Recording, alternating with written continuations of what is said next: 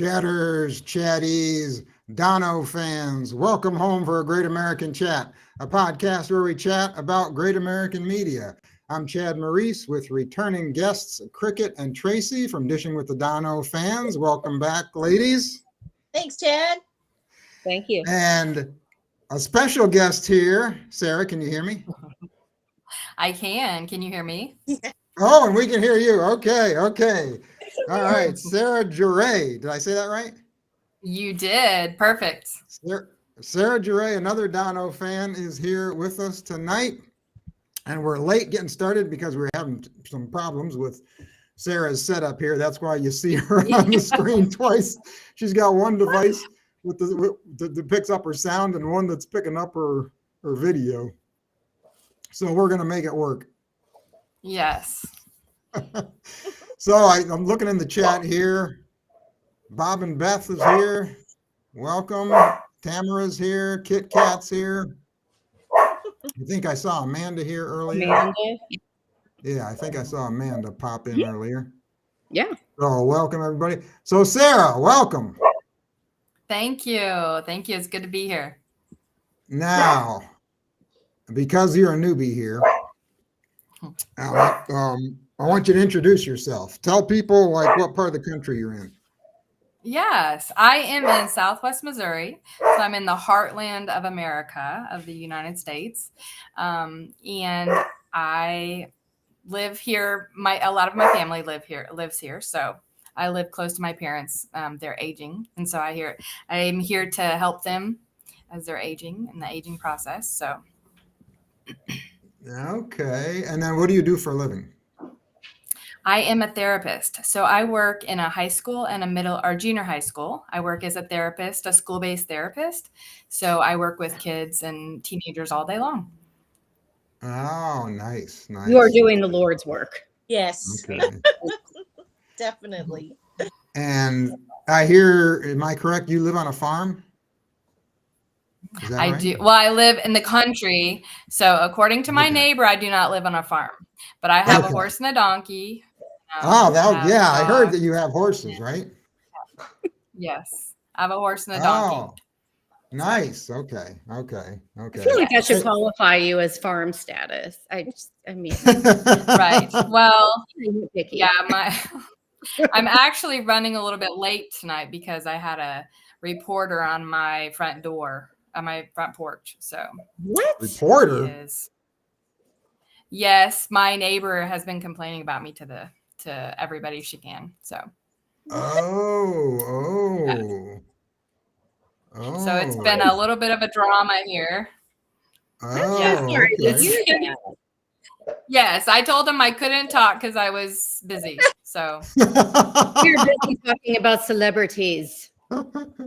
yeah, he came by like 15, 20 minutes before we were supposed to start. So Oh my gosh. Oh, wow. What are the Wow.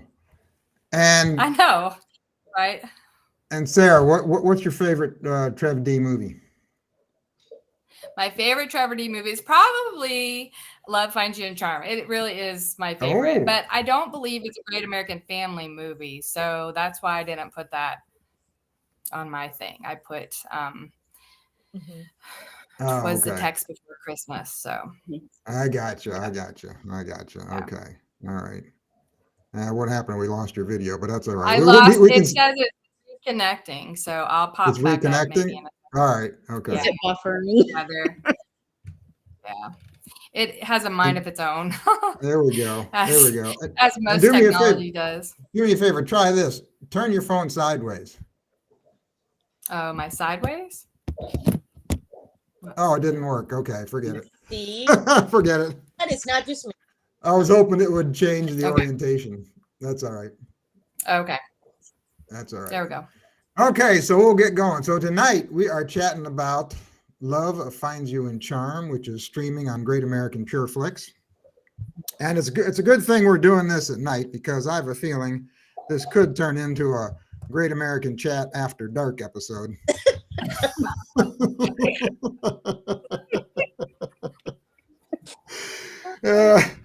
Before we get going, though, I have to mention that the Great American Book Club is meeting on May 23rd at 7 o'clock Eastern over Zoom. Cammie, and Father Randy will be discussing Little House on the Prairie by Laura Ingalls Wilder. So, if any of you, did you ever watch that show or read the book or anything? Oh, yes. Big fan. Yep. Many moons ago. Mm-hmm. Yep. I thought I was Laura Ingalls when I was little. Mhm.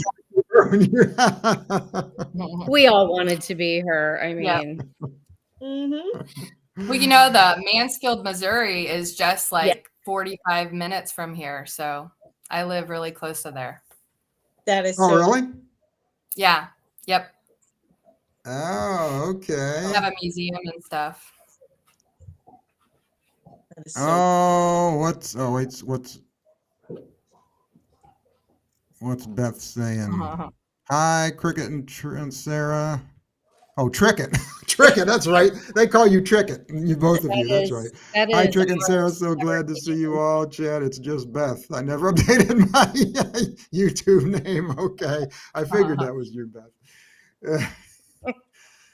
All right. So, Sarah, the way this works, I'm going to be showing some screenshots. And we're going to go through each scene of the movie and chat about what's going on in each scene. And then at the end, we will kind of do an overall wrap up of what we thought of the movie. And you can just interrupt me anytime you want to talk, anytime you have something to add. Okay. All right. So here we go. Let me see. Let me get this up here. And everybody's at the bottom. Let me see. If I move everybody to the side, is that going to look goofy? Oh, yeah, I don't like that. Okay, let's put everybody at the bottom. All right.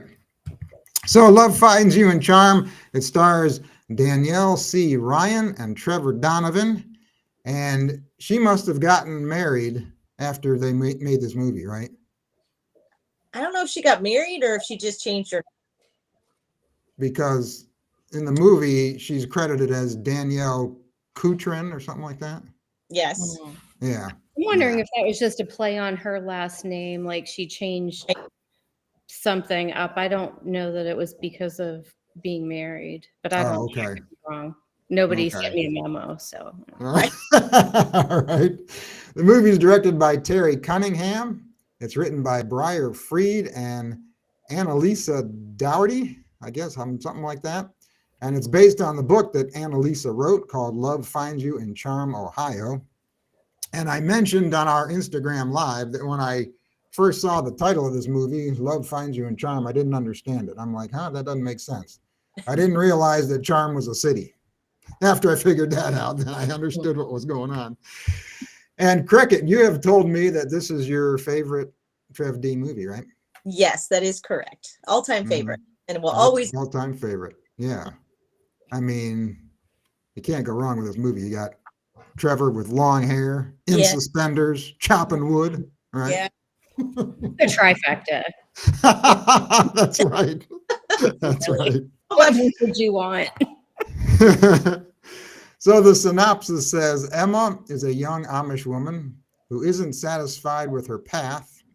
When she visits a cousin in Ohio, she is exposed to another world and must choose the life she wants. So here is our cast of characters. We have Emma. She's a young Amish girl in Shipshewana, Indiana, who's wondering if there's life out there. Now, Cricket, you live in Indiana. Yes. Have you been to Shipshewana? I don't believe so. I've been to several cities that have Amish communities, but I do not think I've ever been to Shipshewana. Is it a fictitious city? No, I think it exists. Yeah. Oh, it does. Okay. Yeah. I looked on a map. It's right up. It's on the border of Michigan. Oh. Right. It is. Yeah. I have not been there before. Yeah. It's way up north. Okay. All right. Then we have Noah. He's a hunky Amish guy that Emma meets when she visits her cousin in Ohio. We have Kelly. She's an Englisher that Emma becomes friends with. And then we have Andy. He's another Englisher and a magazine publisher. And he wants to sweep Emma off her feet and show her a world she has never seen. He's a shyster. He's Capital S right there. Mm-hmm. Yeah. Oh, what's Beth saying here? Beth says, I read all the books and watched the series. I pretended to be Laura too. Oh, she's talking about Little House on the Prairie. Yeah. Yeah. And then we have Lydia. She is Emma's cousin, who Emma stays with in Ohio. And then Aunt Irene is Kelly's aunt, who Kelly is staying with. So the movie opens up. We see an attractive blonde woman driving down the coast of California in a fancy convertible. She has the ocean to her side and the wind's blowing through her hair. And then we hear knocking. And then we see this Amish girl waking up from a dream. She fell asleep reading a magazine she wasn't supposed to be reading, which had a beach ad in it. And the knocking that we hear is her sister waking her up, who says, hey, we got to go do chores. So I thought this was a really good way to start this movie and a good way to introduce Emma and her character. Mm-hmm. Yeah, because at first you don't realize that the blonde that's driving the car is going to be Emma. So you're like, wait a minute, I thought she's Amish. Mm-hmm. Yeah. They were doing, you know? Yeah, exactly. Yeah, we lost, I think we lost Sarah's sound again. All right. Yeah. Yeah, we learn in this little scene that only takes a few seconds, we learn that she's Amish, and we learn that she's dreaming of things outside the Amish lifestyle. So I thought it was a good way to start the story in motion. And that chores are very important. Yes. Yeah, yeah, yeah. Emma and her sister are riding bikes back home. Emma says hi to an Englisher riding by, another thing she is not supposed to be doing. Emma's a rebel. Mm-hmm. She reads magazines. She says hi to people she's not supposed to be talking to. She's just kind of living her own life. She's imagining what life could be outside of the Amish world, I believe. She's got dreams. Yeah. We also find out during this bike ride that Emma has a male suitor, Jacob, who she's not crazy about. And poor, I don't think Sarah can hear anything we're saying. Oh. I know. She might be trying to get back on. Hopefully she tries to get back onto her computer. While doing laundry, Emma sees an airplane flying overhead and daydreams about flying on a plane and what English lifestyle would be like. Her father sees this and realizes that she is thinking about life on the other side. Now, whenever I hear an airplane going overhead, I always look up and watch it too.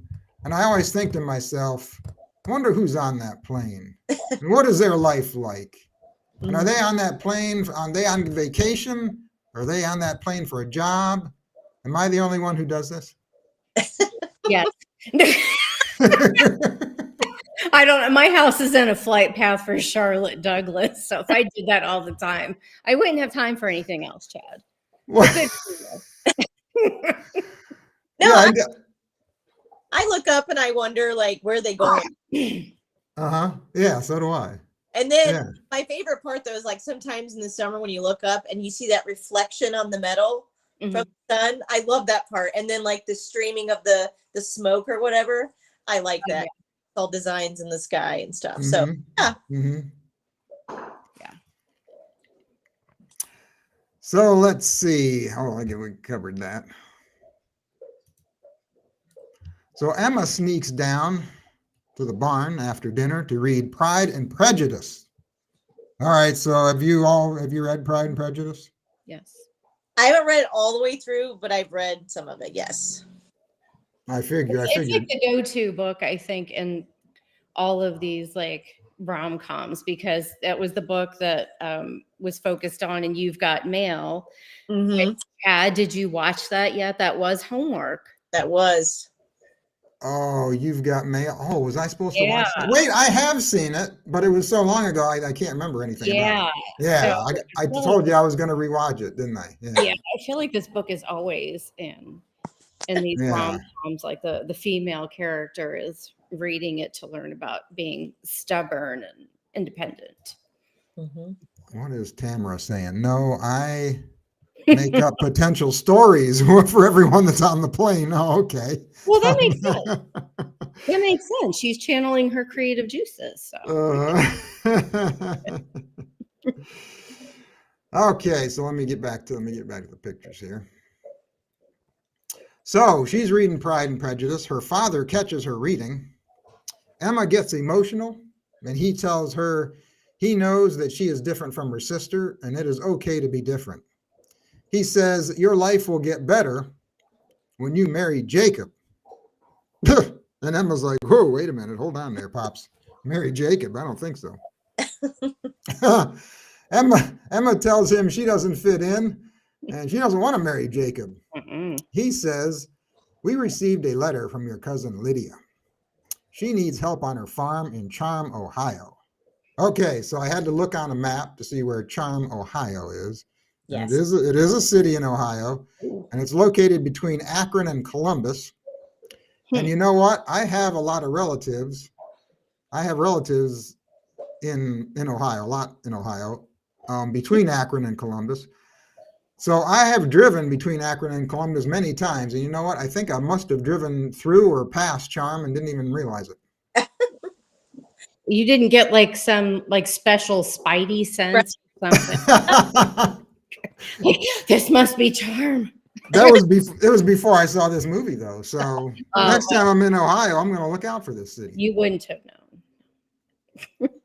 Yes. Yes. Emma reads Jane Austen very rebellious, Tamara is saying. Oh yeah. Yes. Yeah, that's true. Yeah. Emma is rebellious. Yeah. So Charm, Ohio, but like Beth told us in our Instagram live, I think most of the movie was filmed in Sugar Creek, Ohio, which is a town right near Charm. Yes. And there's a scene in the movie, we'll get to it, when Noah picks up Emma at the train station, and there's a sign in the background that says Sugar Creek. So her father thinks that the trip to Ohio will be good for her. He says spending time there will help you reach an important decision in your life. And what he is referring to is called Rumspringa. I don't know if I said that right. Rumspringa. Okay. Where the Amish, when they get in their late teens, they have to decide whether to stay in the Amish community or leave and live an English lifestyle. And I read that only 10% of the Amish leave the Amish community. But here's an interesting fact, that 50 years ago, that was 50%. Oh, wow. Yeah. So 50 years ago, 50% of the Amish left, but now only 10% leave. And you'd think it'd be the opposite. Well, is that because there's a difference in the population of Amish in general? Like, has their population increased or decreased, which is why that number's skewed? Oh, I don't know. I feel like there's got to be some context to explain that. I don't know. It could be, but I would think today that more would be leaving. Yeah. I don't know. I disagree with you on that, Chad. And the reason I do is because of technology. You know, they're totally against technology, and we are more technology based than ever. And I can't imagine, you know, you were saying maybe the percentage of maybe the natural selection of Amish is greater, and maybe they don't have that urge to step out of their world. But yeah, the technology aspect alone for me, I would disagree almost, I think. Yeah. Okay. I do see what you're saying, because, you know, maybe stepping out of that community in 1950 would have been some culture shock. Stepping out of it now would be like going from, you know, caveman times almost to the 21st century. It is so wildly different. Yes. If you've got zero exposure, and I think that their formal education stops around 8th grade, that could seem very daunting take that leap. Yeah. Just be like, I'm gonna go see what this is like. I mean, they see a robot entering at the restaurant and they're like, I am out of here. That's true. Really, I can't. That's true. imagine. So you Unless, think maybe advances in technology have discouraged them? That could be.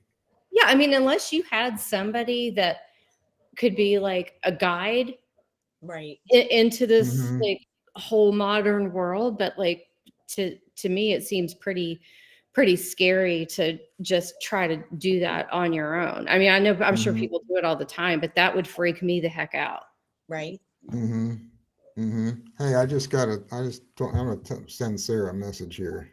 I just realized if she logs on to YouTube, she'd be able to hear us. Oh. But we still wouldn't be able to hear her though. Oh. Right? I don't think so, because I think that for YouTube, it's just gonna play. Yeah, but she'll be able to hear what we're talking about. Yeah.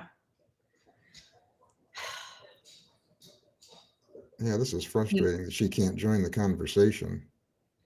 One thing that you could explore in the future, this just makes me think about, is live captioning in these platforms, so that, you know, in this case, we just have a technological issue, but if there are people that are in the deaf community, that this could be an option to allow them to connect. Oh. So. Yeah, I'll see if she sees the message. Yeah. Okay, so let me get back to so then we meet Jacob. Oh, I got to turn the slide. All right. Oh, Sarah's saying she can hear us. Oh. We just can't hear her.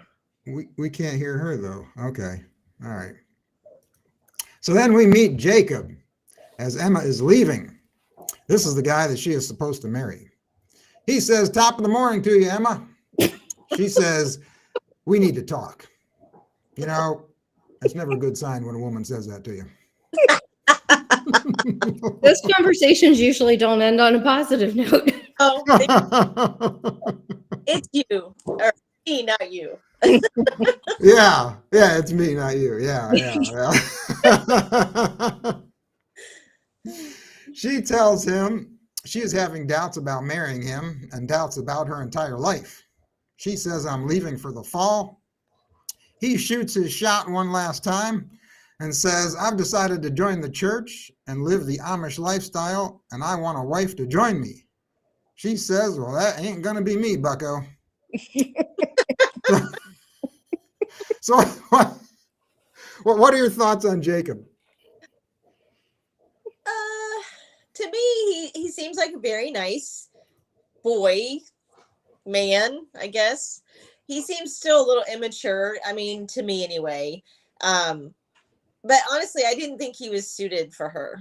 I mean, and not just because she's so adventurous or anything like that. I just feel like they're on different levels. Like he's still immature in a way, and she's like way up here, and you know, she's way more advanced than he is.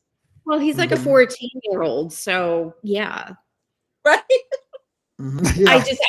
I made notes about that scene just because I'm always looking at the sarcastic part of it, and going back to her conversation earlier in the movie when it's, you know, you just have this mundane conversation talking about, oh, it's very fine weather we're having and blah, blah, blah. And it just reminds me of like every British polite conversation and all of like the Jane Austen movies and stuff like Sense and Sensibility. They literally say like, oh, it's very fine weather we're having. Yes. Yeah. He's very cheery. Well, you know, their culture is they don't have a lot to say other than, hey, I'm going to go milk the cow. I mean, and honest, you know, in all fairness, I mean, they probably don't have a lot to talk about other than farming and weather and church, you know, kind of things, because they're not exposed to a lot of the things that we are. But they could go in depth in the farming, perhaps. Hey, I mean, they could get into the weeds with like milking cows and stuff, you know. Tamara's saying in the chat here when we were talking about leaving the Amish or staying in the community. She says, not to mention, it's like stepping into World War III from peace and tranquility. Yeah, the way we're so divided and at each other's throats. That's true. Beth is saying there are different sects of Amish. Some are more liberal and allow for cell phones, not landlines. Yeah. Interesting. Oh, really? I thought some allowed landlines, but not cell phones. Some drives gas-powered tractors and motorbikes. Yeah, those are the Quakers, right? I think drive. I think not. I don't know. I think Quaker's different entirely. I know Quakers drive cars, and I think they use electricity. I think, but the Amish don't. I don't know. I don't know all the differences. No, because I mean, I don't like recall off the top of my head either. I mean, I took a religious history class like 800 years ago, but I feel like I remember Quakers just being, I mean, religious, but not necessarily turning away all modern stuff. But there were some differences. I don't know that it's like a differentiation or another iteration of Amish so much as something just separate entirely, but limiting and exposure to outside influences. I could be wrong, so yeah. What's Tamara saying? Wonderful, or Jacob's wonderful, but she just wants more. Yeah, she wants what's that word? She wants Vibrancy. Vibrancy. Oh, geez, I can't even. Instead of black and white, everyday mundane. Okay, I got you. Want somebody that colors outside the lines. Right. With an occasional sparkle thrown in, you know? Exactly. Yep. A speck of glitter, perhaps. I gotta get that off of there.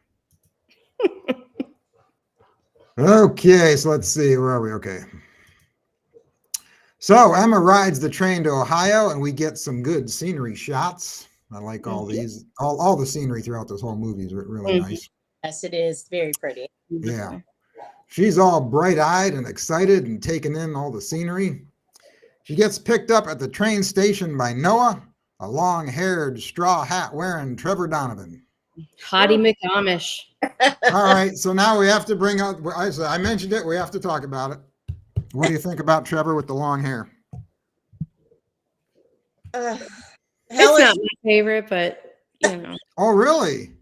I don't love long hair on guys. I don't care who it is. It's just not my thing. I dated somebody with long hair 100 years ago, and I couldn't do it. I couldn't take it. That's not why we broke up, but I'm not just not my thing. Oh, Kat is saying some Mennonites have electricity drive cars. Yeah, I forgot there's Mennonites too. There's Amish, there's Quakers, there's Mennonites. Yeah, there's all different. Yeah. Exactly. Yeah. Yeah. So you're not a long haired, but I know Cricket, you like the long hair, don't you? Oh, you know, certain men look good in long hair. Right. And Trevor Donovan is just fantastic with long hair. I know your friend Brandy loves him with long hair. I don't know. There's just something like there's a scene in the movie, and I know it's towards the end, but I don't know what it is, but I don't know. That's all I can say is, yeah, it works very well for him. Yeah, that's such a polite way of saying it lights my stuff on fire. Right. There's Trevor Donovan. There's David Cassidy. Garrett. No, who else has wildly different? They're both singers. They both can sing. Well, yeah, but David Cassidy, he was all the rage back in the 70s. Oh yeah. Tamara's saying she likes the golden locks. Yeah. Right there. Sheer golden locks. I'll take them either way. Okay. Well, I would too, but if I had to pick, it would be long hair for sure. Not too. I like the length that it was in the movie. A perfect length. All right. So Noah is a cousin of Emma's cousin's deceased husband. So he's a cousin of a cousin of a cousin, twice removed. Third removed. Whatever. Hard to keep that straight. Noah gives Emma a ride in his buggy. He offers to show her around town, but she refuses. Now, would you refuse Trevor if he offered to show you around town? Absolutely not. You even have to ask that question, Chad. I think the first time I saw this, I was like, is she blind? What's wrong with her? Crazy. I mean, come on now. Slap some sense into her. I know.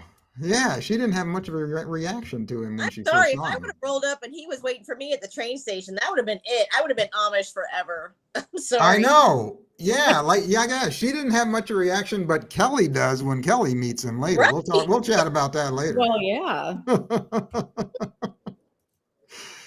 Goodness gracious. We wouldn't have a movie though if that happened. So I mean, I totally get it, but Yeah, Beth is saying Amish don't drive, right? Well, they drive buggies. Yeah. Lots of buggies. Yeah. Oh, so let's see.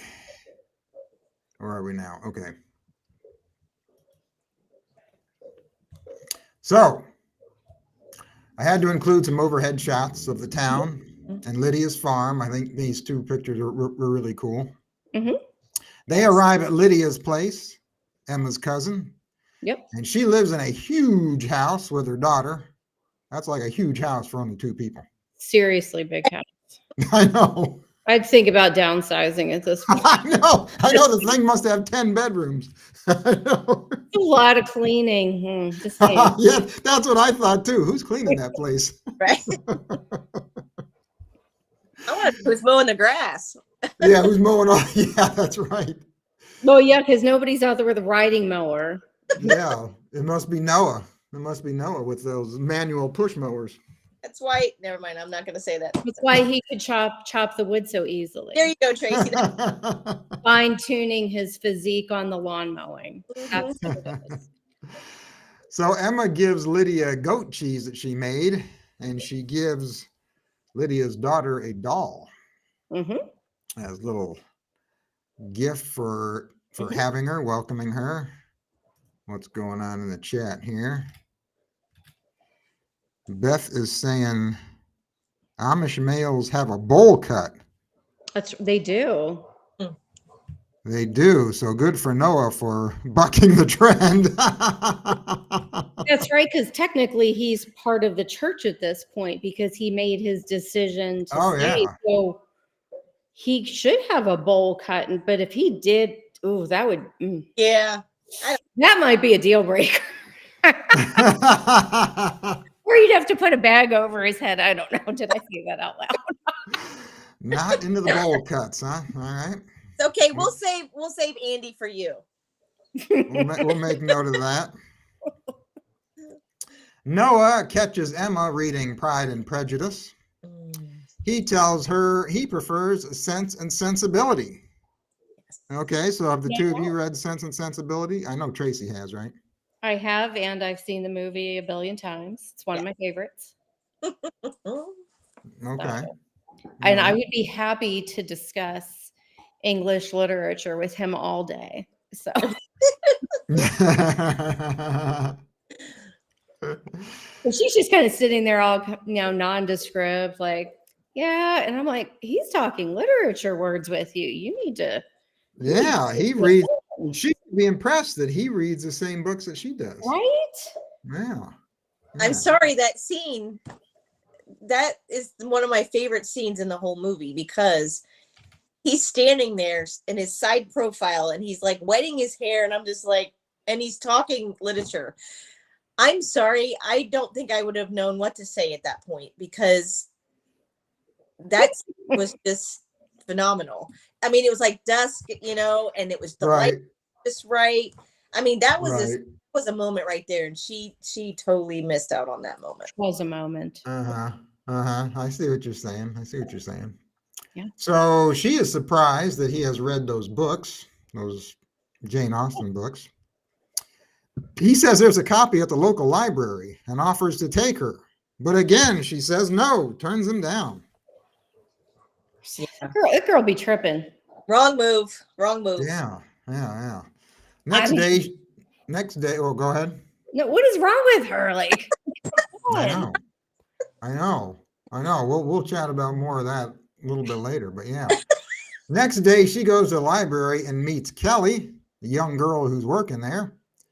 Emma sees a picture of Kelly and her boyfriend on Kelly's picture phone, as Emma calls it. Kelly says that was taken the day he proposed. Emma says, congratulations. And Emma says, oh no, I called it off. But he won't give up. All right, let's see what's going on. What are people saying in the chat here? I think Tamara said she. Tamara says Emma's gonna make him work for it. True. Yeah, Maybe not so hard. I mean, goodness. So let's see. Okay. So leaving the library, I like this little scene right here. Leaving the library, Emma sees a fancy convertible sports car driving by. And I believe it's the same sports car that she was driving in her dream along the coast of California. I don't know if it's that one or the Lydia, whatever her name is. Lydia's car is red. Kelly's car. Or Kelly's car, sorry. Yeah. Kelly's car is red. Oh, okay. And the dream, the car that she was having in the dream is the same color as this car that's approaching here. So it might be the same car. Well, they probably all look the same to her because, again, she's not familiar with all of these vehicles.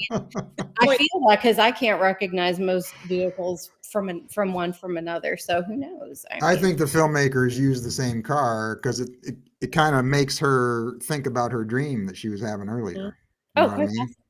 Yeah, I think it's a movie trick. So she sees this car driving by. She starts daydreaming and smiles, and then she is snapped back to reality when she sees a horse-drawn buggy driving by. Wah, wah, wah. And what I like about this scene, I like how it's shot. I thought it was really good cinematography because the car's moving in slow motion. Yeah. And the buggy's also moving in slow motion. Yeah. Yes. That was a good scene. Very good scene. Yeah. I have to go back to this library scene for a second, just because I am a librarian and all of those books fell in that cart. And anybody who has done shelving work has that cart in order to reshelve the books. So did that giant mess just happen? And is she going to take the time to put those books back in order to put them on the shelf, Chad? I mean, these are pressing questions. Yeah, you being a librarian, you're a librarian, right? Yeah. Yeah, you being a librarian, this scene must have driven you crazy when all those books fell. I'm like, oh, they're all out of order now. And she's just standing there all happily, and I'm like, no. Precious is like, my precious.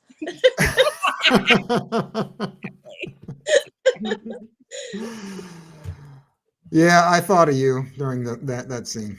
I appreciate that. So the next day, Emma sees a sign for the Autumn Fest, and she sees that there is a cheese auction going to occur at this autumn festival. She begins reading Sense and Sensibility and hanging out at the library and becoming friends with Kelly. Oh, what happened to Tracie? I don't know. I don't know what happened. I gotta let a dog out. Sorry. Oh, okay. All right, no problem. Oh, wait a minute. Becoming friends with Kelly. What the heck? Why am I hearing myself? What happened to Tracie? I don't know. Wait, is that? I think that was Sarah's. I think that was Sarah's. Oh my gosh. Sarah, you have YouTube. What happened to Tracie? Whoa. Yeah, I think she has YouTube on probably. I'm hearing myself. All right. This is a wild night, I'm telling you. Hey, you know what? It's you can't make this up, Chad. Oh, what Beth is saying, Noah may be the only Amish man who has ever read Jane Austen. Yeah, probably. You're right. Pretty swoony. Probably yeah, you're the only right, man Beth. that look like that too. You're right, Beth. Kat is saying, what is happening? Good question, Kat. What is happening? No. Yeah. All right. Oh, Tracie's back. Wait a minute. All right, Tracie's back. Let me see if I bring Sara back in here. Am I going to hear myself again? Cat Yeah. is Oh, yeah, we do. We got the echo going on. All right. Let me figure out where I left off here. We were letting Tracie let her dog out, and then we were talking about the library scene, and then we were going to move on. Yeah. Okay. Now we got Guy Summer here. So like I said, she's reading Sense and Sensibility. She's hanging out at the library. She's making friends with Kelly, and she's also checking out Noah from a distance. I mean, with that 6-pack. And yeah, she's getting flustered, drooling over his abs, and watching him ride a horse. Yep. The trifecta. Yeah. So I have to ask you two, what does Trevor riding a horse do for you? Things we cannot speak of. Wouldn't be in polite conversation. Let me just say, in Texas Rising, he is riding a horse with no shirt on. And though that scene is one of the most majestic and elegant scenes I have seen with somebody riding a horse, but then with Trevor being the one riding the horse, it was even better. So yes, it's really cool. I love it. Yeah. And I had to include a shot of these little miniature horses. Yes. I thought they were the cutest. The what do they call them? Pygmy ponies or something? Yeah, there's a name for them, but I couldn't think of the name. Shetland ponies, I think. Is that what it is? Okay. Not small ponies.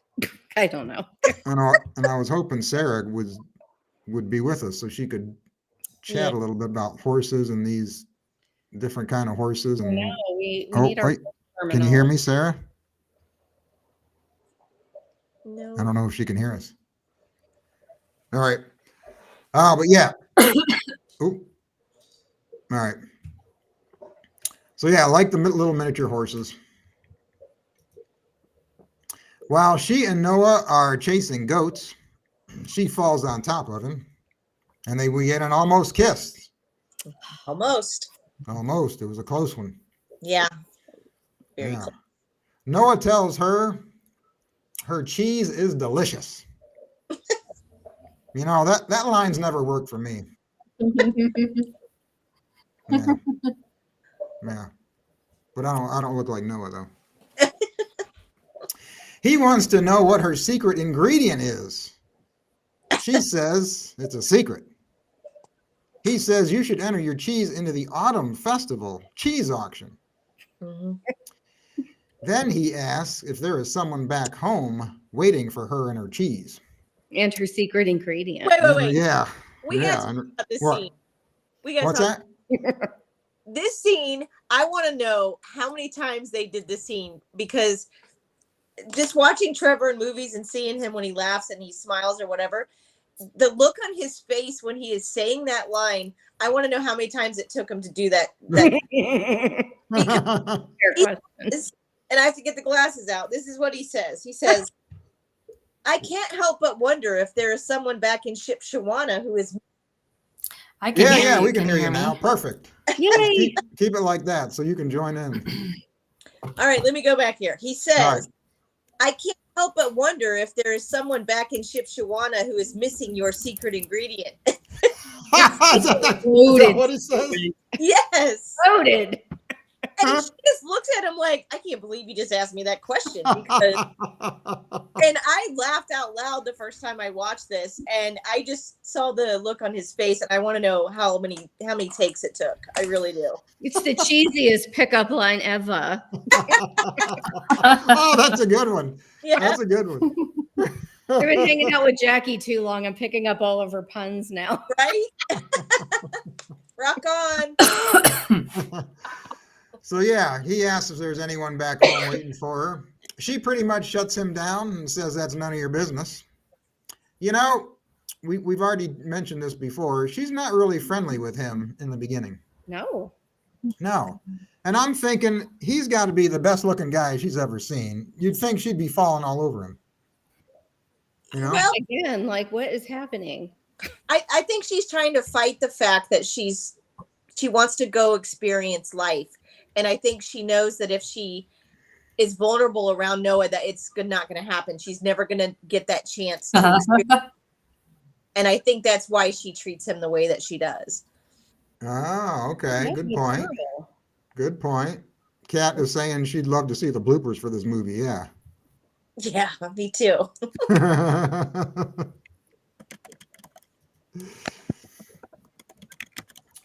All right, let's see and figure out where I am here.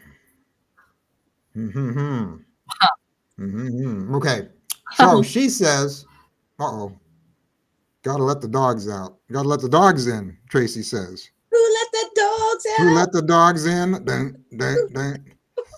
All right, so Tracie will be back.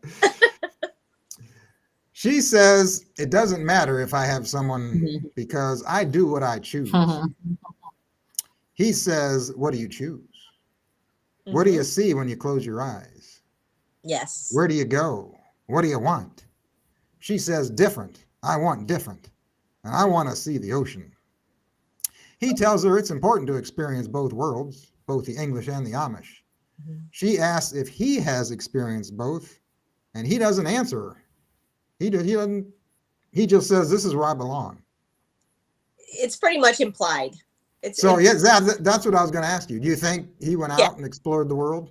Yes, I do. Yeah. The reason being he's so protective in a sense of her wanting to go out into the world that you kind of just get that in your mindset. Yeah. He's already done this before and he knows. Yeah, I had a feeling that he did his Rumspringa when he was younger. Yeah. I don't love that he kind of shut her down when she tried to ask questions about it, though. Yes. I mean, he just kind of like ended the conversation. Yeah, like why you don't need to be secretive about it. Be candid. Yeah, maybe he's mad because she wouldn't tell him her secret ingredient. Yeah, that's what it is. It's revenge. Yeah. She didn't tell him, so he's not telling her. Yeah, but you're right. Why doesn't he just open up to her and talk to her about what he experienced when he was out?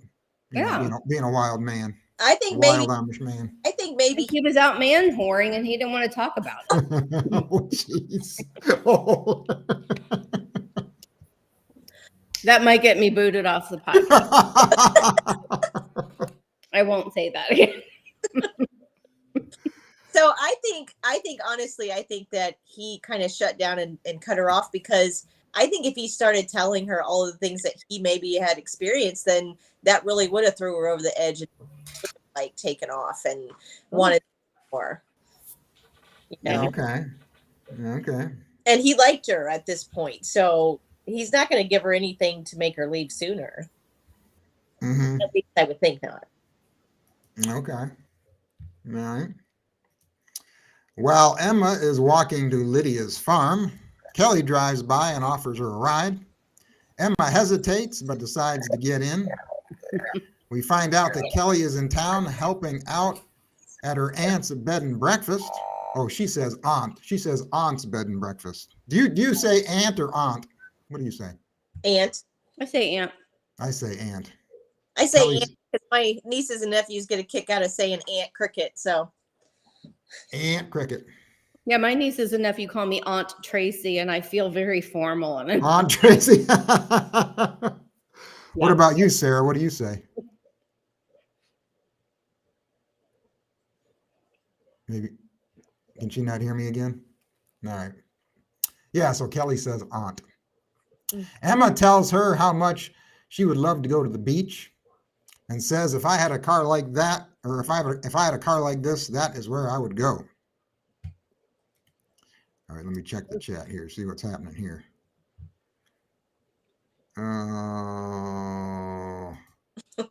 Sarah's popping in and out. She's having internet connection problems. Subtext. What's that saying? Subtext. It wasn't G-rated. She's talking about what? She's talking about what Tracie said. Oh, okay. Okay, all right. So Emma introduces Kelly to Lydia, and Lydia does not like Kelly's influence. What are you doing? Emma introduces Kelly to Noah. She's like, damn. Yeah. And Kelly's eyes pop out of her head. I love her reaction when she sees Noah. She's like, "Whoa, who's that?" Right? Who is this striking, handsome man? Yeah. Oh, okay. I was reading the comments. What you doing, baby girl? So Emma and Noah have a romantic scene when he holds a seashell up to her ear and says it is the ocean. Yes.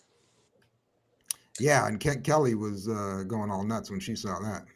Yeah. Who wouldn't? She was like, "Holy mackerel, I can't believe that guy."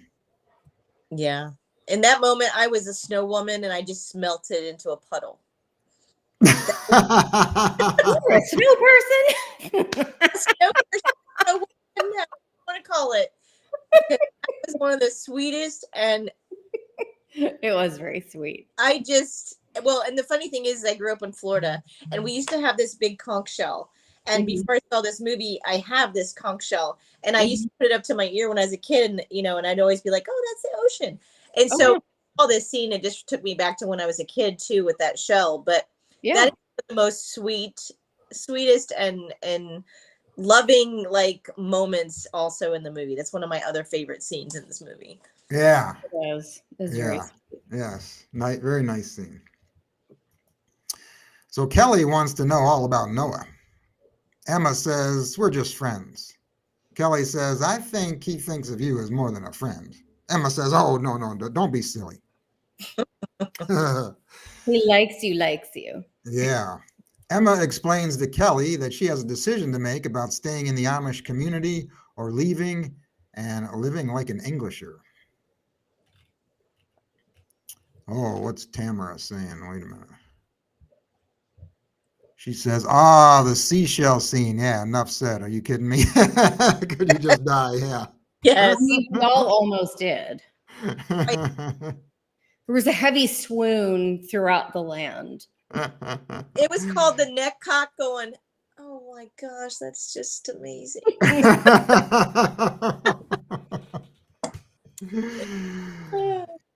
We get a nice scene here between Kelly and her aunt Irene. Kelly tells her aunt about her boyfriend still hounding her. Irene says, "I know it's hard right now, but it will get better. There is something special here for everyone." Lydia gets on Emma's case about spending time with Kelly. She says, "I've seen the bad influence Englishers have on people, and I know someone it has happened to, and I don't want it to happen to you." Emma asks, "Wait, who are you talking about?" But Lydia won't tell her. Yeah, now who do you think that Lydia was referring to? It was Noah. Yeah, totally Noah. You thought it was Noah? That's kind of what I thought too, but I wasn't sure. Yeah. Okay. Definitely. All right. I understand where Lydia's coming from.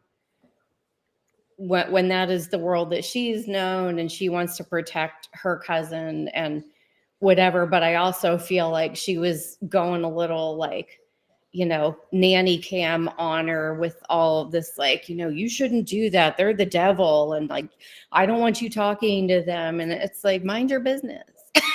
I mean, that's how I felt like. I felt like she was a little overbearing in her protectiveness at times, even though I understand there's a reason for it. But, right. Again, like stay in your lane. Right. But I thought it was nice that Emma made a friendship with Kelly and had a totally friend with Kelly. Yeah. Yeah. Yeah.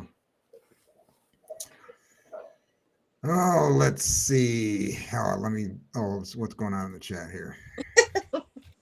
More secret. Beth says the secret ingredient comment to Emma. Oh, that's what was G-rated. That's what, not G-rated. That's what she was referring to. Oh, okay. Not me, Cricket. Oh. Or not me. I don't know. Whatever. So Noah sees Emma looking up at an airplane and daydreaming. He gives her a ride over to Kelly's aunt's bed and breakfast, and he tells her that he used to look up at the planes and wonder what else was out there too. He says he went out and experienced what she wants to experience. There we go. Now we know the answer. Mm. and it wasn't any better than what he had at home. She says that's what's best for you, but I want to experience life as well and make my own choices. So yeah, we were right with thinking that it was Noah that Lydia was referring to.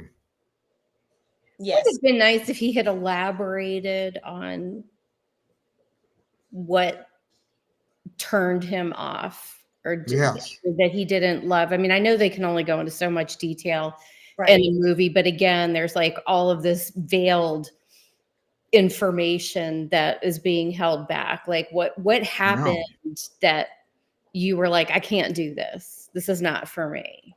Yeah. Find Harb the beginning years. Stay tuned. The beginning years. Yeah, we need a prequel. Yes. Noah leaves the farm. Gets wild. Aren't the Amish good communicators? I don't know. I don't know, Chad. I don't have any friends or anything that's Amish, so I don't really know, honestly. I mean, I would assume so since they don't have phones and stuff usually, except for one maybe. Yeah. So they have to talk in church and talk to each other, I'm sure. But there's layers of communication. You could say a lot of surface stuff on a regular basis, but there's a lot that you could not be saying. You're just kind of leaving on the table or holding it back. So, and I don't have any deep understanding of that community and I wouldn't want to stereotype anybody, but like, who knows what layers of communication people regularly engage in that community. I mean, they could talk about farm stuff all day, but are they going to talk about their feelings? Don't know. Right. Ooh, in the chat we have giveaway goodness. Hello, giveaway. Ooh. Thanks for being here. They're saying the seashell scene is one of my favorites. So sweet. Yeah, that's a good one. That is. So nice. Love that scene. So let me get the slides back up here. Oh, that's Sara. What's that? That's Sara. Jure. Oh, Sara is giveaway goodness. Oh, that's Sara. Okay, so we have Sara in the chat box now. Okay. All right. That's good. At least she's with us in some way. Yes. Some capacity. So they arrive at Aunt Irene's place and Kelly's ex is there. He is trying to convince Kelly to take him back. He gets aggressive with her and grabs her. Emma tries to talk to him, but that doesn't help. Noah comes up and throws his hat in a chair. And the dude realizes how big Noah is and says, okay, whatever. I'm out of here. He lets her go and walks away. All right, this scene was a little uncomfortable to watch. Yes. Very uncomfortable. Yeah. Well, yeah, I mean, Noah's risking his straw hat to get in a fight. I know. And this dude takes one look at Noah and he's like, hey, yeah, I can't mess with that guy. Yes. He's little.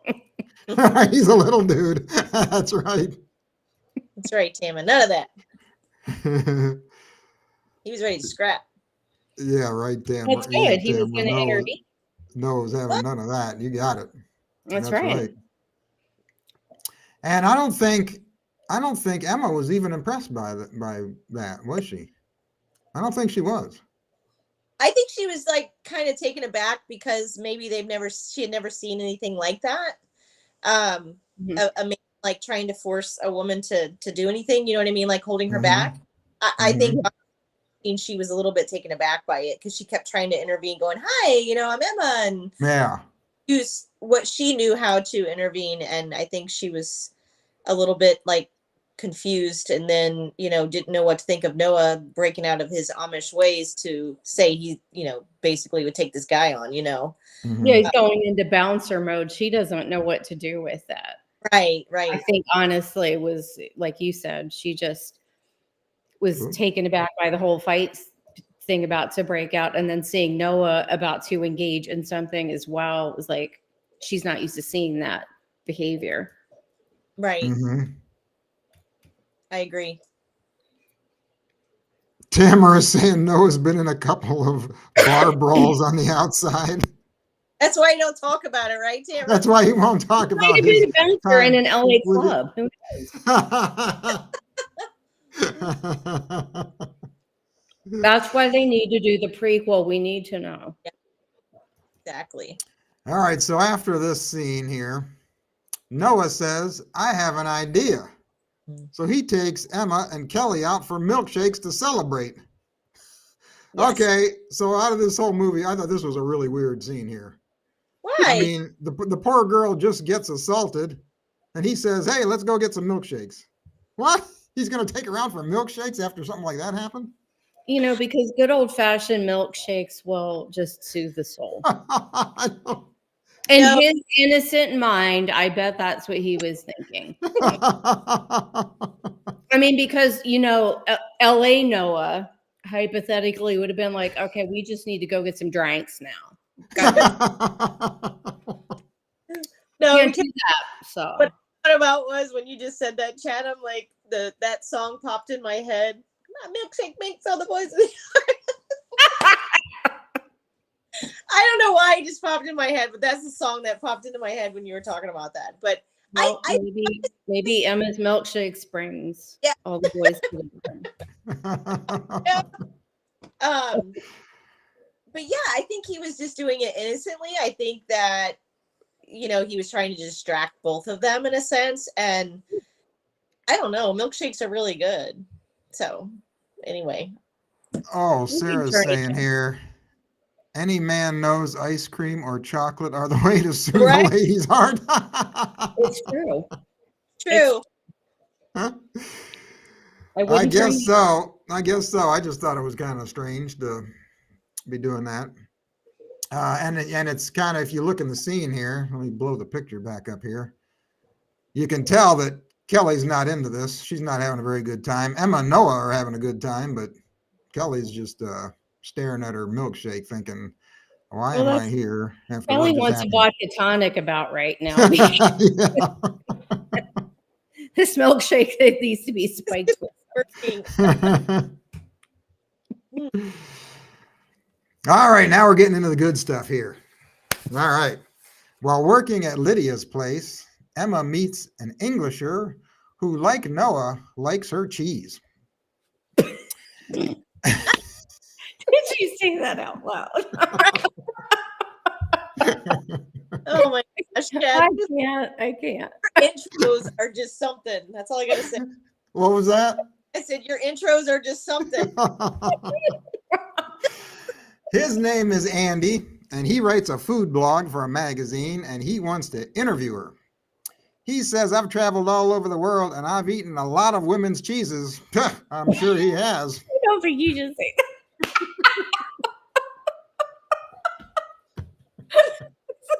Gosh. He says, yours is the best.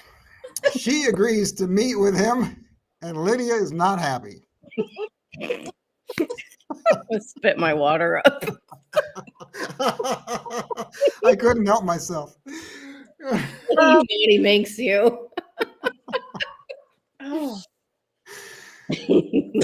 All right, so first impression of Andy. What do you think of Andy? First impression, I thought he was a nice guy. That was first impression. I have other things to say later, but he seemed very interested in the cheese. We didn't know that much about him at that moment, but I think he was being kind of flirtatious, but being nice to her. No, my spidey senses were telling me he was going to be some kind of creep. Yeah. Yeah. All right. Okay. So next we get a good scene between Emma and Lydia. Emma asks her, when you met your husband, how did you know he was the one? She tells Emma that he was her best friend. He was the one that she always wanted to tell good news to. Emma says that she is having doubts about living the Amish lifestyle.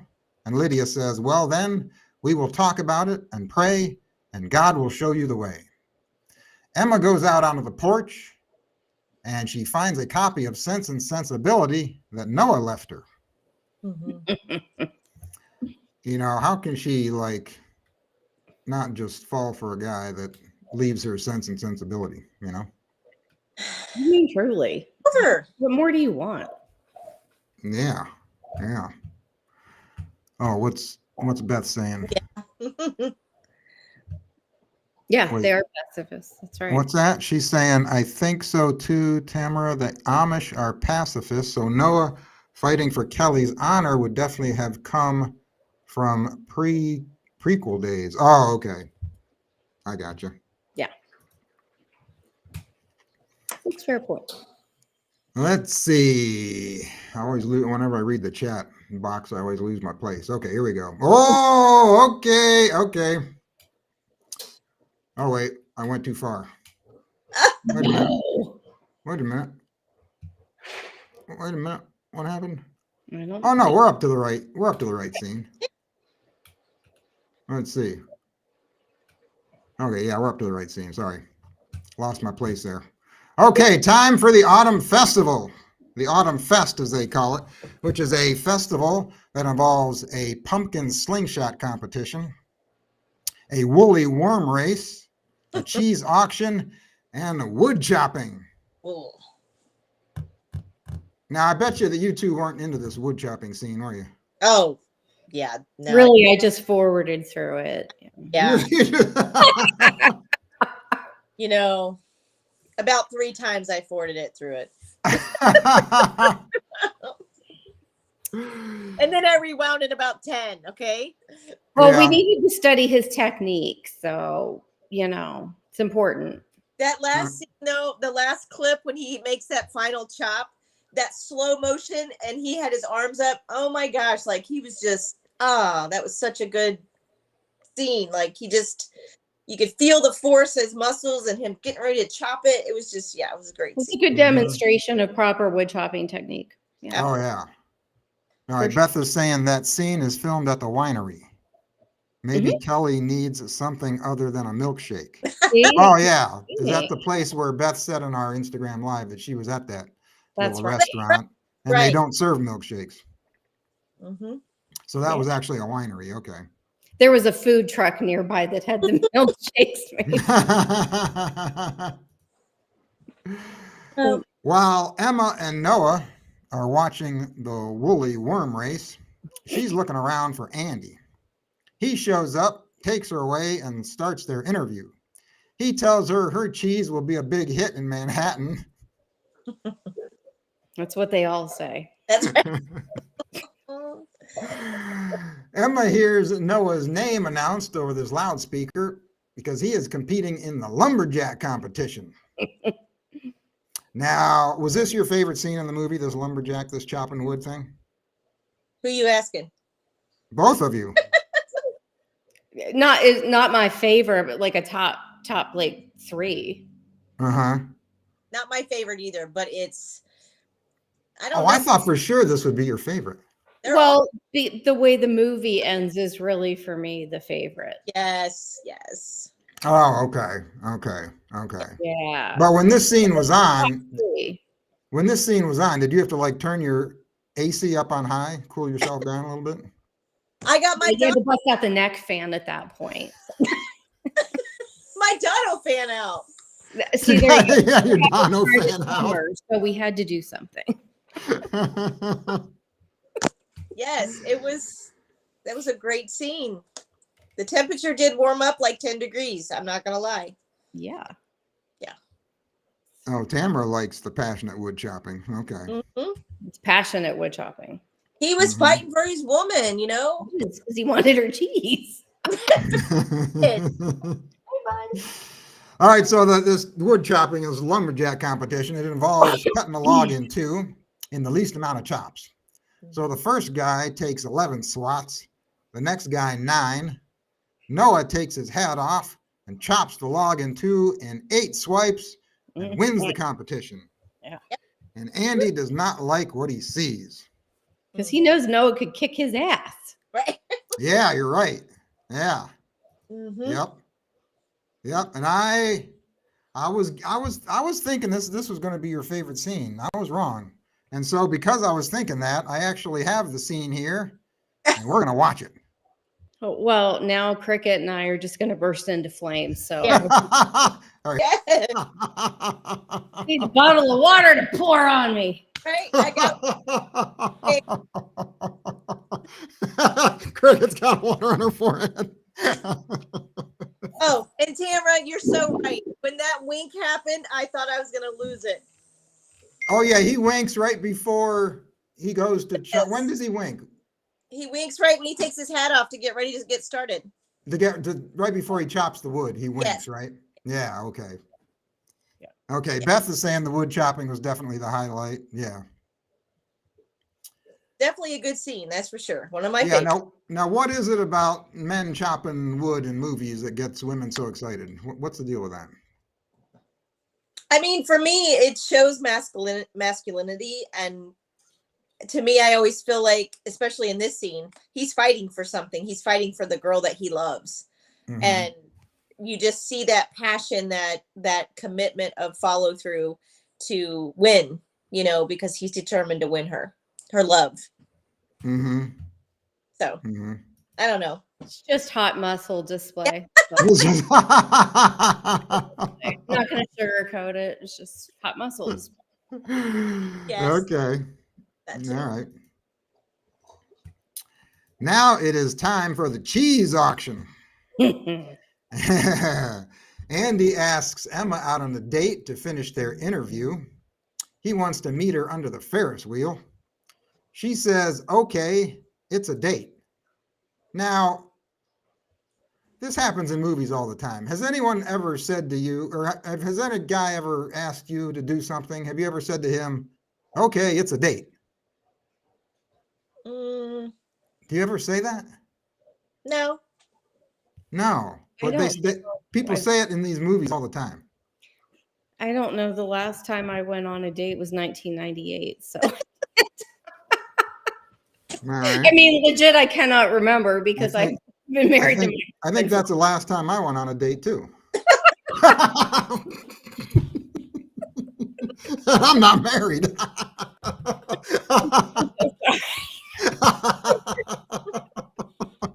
At the end of the day, it was a long time ago, and the memories are fuzzy. I have no idea.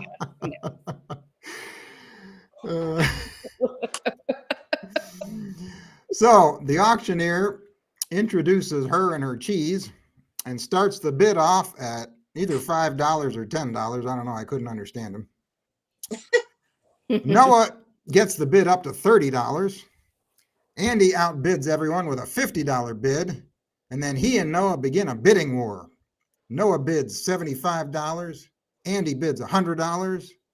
Noah floors the crowd when he bids $200.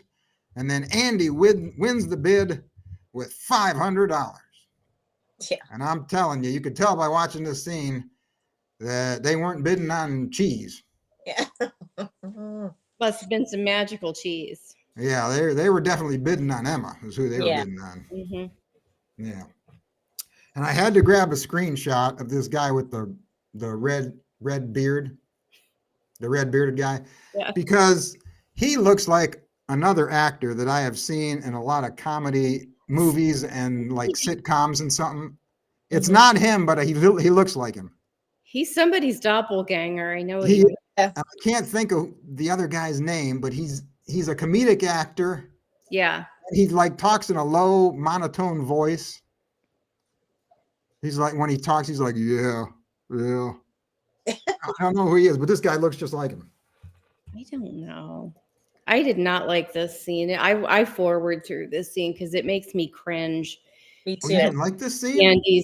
Because Andy's just I can't speak of it in polite conversation, but it's like a a pissing contest between men to see who's larger, and it's just it just made me cringe because like Noah doesn't like the fact that he bid as high as he did. I'm like, how long did it take him to earn that money? And this guy's just throwing, Benjamins around like no big deal. I just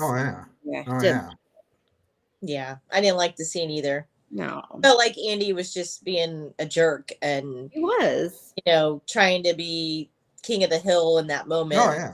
Well, he had to do that because Noah chopped the wood and made him feel small, so he's got to one up him with his cash flow. Oh, that's a good point. Yeah. I really think it was like that's what he was doing as a competitive thing. Yeah, Trevor showed off his masculinity by winning that lumberjack competitions. So this guy is showing off his power and wealth by winning this cheese bid. Yeah, I mean the guy, he probably can't lift an axe, but he's got a heavy wallet. Yeah, that's right. He's got a heavy wallet. That's right.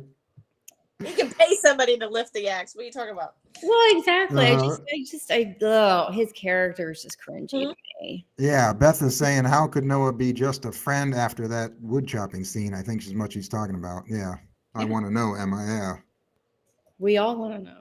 Mm-hmm. Mm-hmm. He's not just a friend.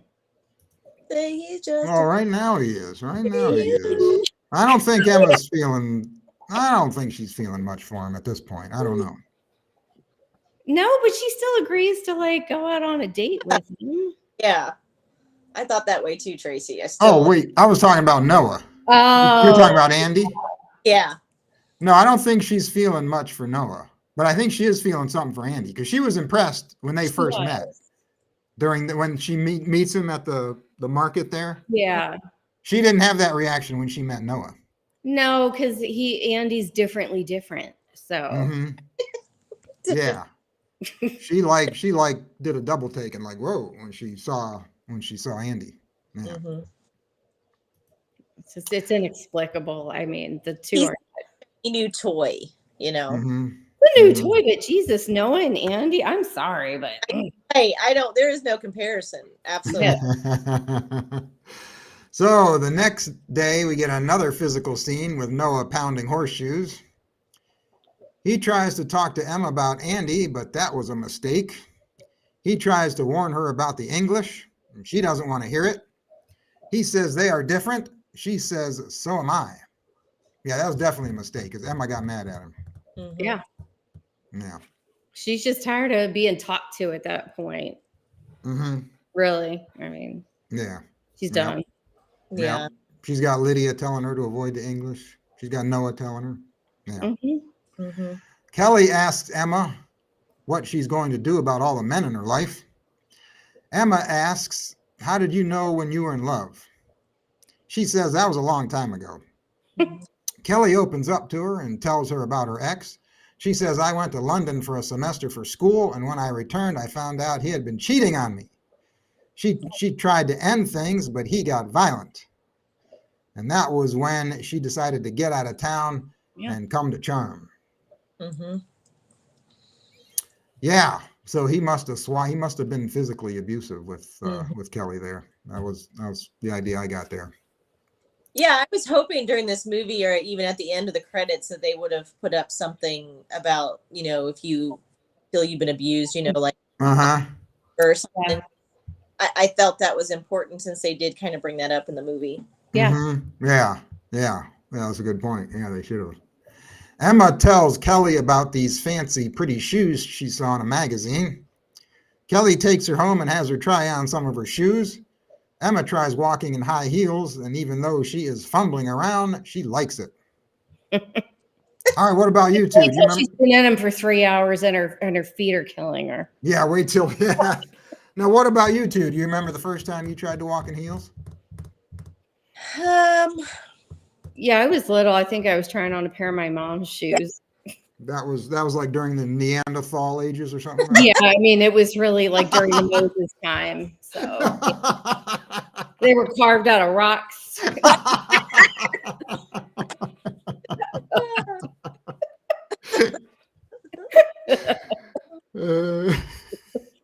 I remember I didn't wear heels. I had like little pumps that I used to wear that my mom would let me wear. But this one time we had this choir performance. And of course I was the shortest person in my choir class. And so I brought my mom's high heels because I wanted to wear heels to the performance. And so I put these heels on, and let me tell you, they were like 2-inch, 3-inch heels. So I put them on and I'm go to stand up on the risers, and my choir teacher's like, excuse me, what are you doing? Said, what? I'm wearing my heels. She goes, you can't. I have you all arranged and you're taller than the person that's behind you. She goes, go take them off. There are clogs in my my home room that were under my desk where I sat because I had left them there because I didn't want my mom to know I took the shoes. But yeah, that happened. It was so funny. Then I was so disappointed because I had to wear the freaking clogs instead of the high heels and be cool, you know. Well, do you ever find a pair of heels that are actually comfortable that you can wear for longer than 30 minutes? No. No. No. And it doesn't Really? matter. It doesn't matter how cheap, how expensive, how they've been marketed, you know, filled with certain supports. It does not matter. They're going to hurt. Yes. Oh, It's a wow. matter now, if you're used to walking in them regularly, it will take longer. I haven't worn them in a long time because I don't have to wear dress shoes for work. So if I wore them now, I would probably be crying in 10 minutes. Yes. Mhm.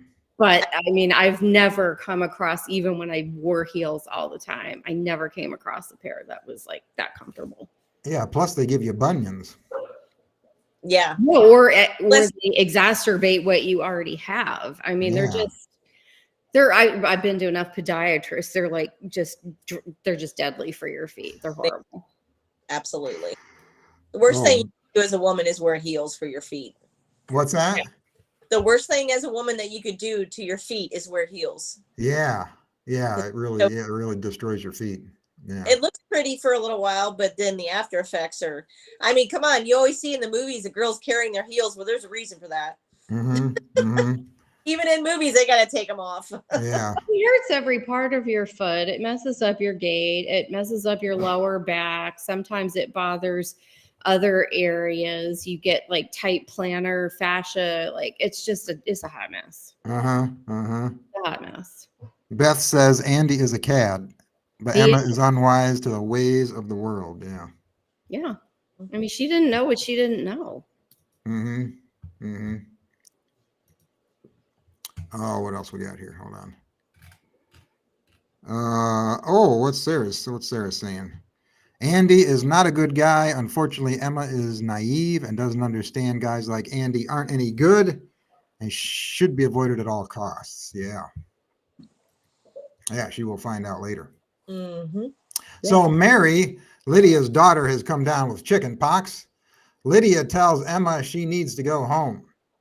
Kelly offers Emma a place at her aunt's bed and breakfast. Lydia says no, but Noah says let her go because he's still heartbroken about losing her in that cheese auction. Yeah. He's still forcing her to choose, is what he's doing. Oh, yeah, okay. Forcing her to choose, and he's saying, I'm not holding you back. You're going to decide on your own, basically. Yeah. Which was nice. I appreciate that he kind of took a step back and tried to encourage Lydia to just let it go too. Right. Yeah. Plus, he's a little bitter about her liking Andy. Oh, yeah. Yeah. Yeah. So Emma meets Andy at the carnival. He tells her last summer he was in Rome. He threw a coin into a fountain and made a wish and says his wish just came true. And he says this as he looks deep into her eyes. Oh, man, this guy is smooth. Right. Not smooth enough. There ain't enough coins in the world, buddy. A more experienced girl would just be like, you need to leave now. That is a lie. Or she'd say, you got change. So good. He tells her he wants to take her all over the world and show her the places she reads about in her books. Noah sees them spending time together and he doesn't like it. Nope. Andy continues her interview. She tells him the secret ingredient in her cheese is honey. Now, what's going on here? She wouldn't tell Noah, but she tells Andy. She's giving away the secret ingredient way too easily here. Yeah, she gave I mean, what the heck? Yeah. I don't understand. And not only that, but that's her secret ingredient. Now her cheese is not unique.